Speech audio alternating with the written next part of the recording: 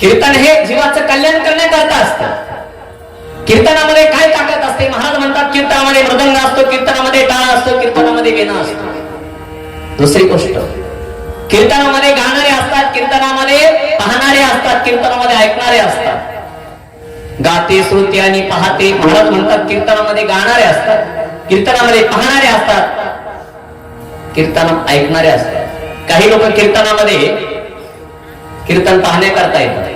कसं असतं?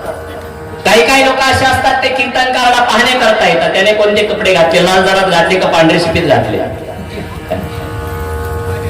कीर्तन कोण करतं? बाई करते की बाबा करतो? नाही. कीर्तन कोण करतं हे पाहू नका, कीर्तन कोणाच्या वरती चालू आहे हे पहा. म्हणून गाते, कीर्तनामध्ये काही गाणारे असतात. कीर्तनामध्ये गाणाऱ्याने तेवढंच गायला पाहिजे, खाणाऱ्याला पचलं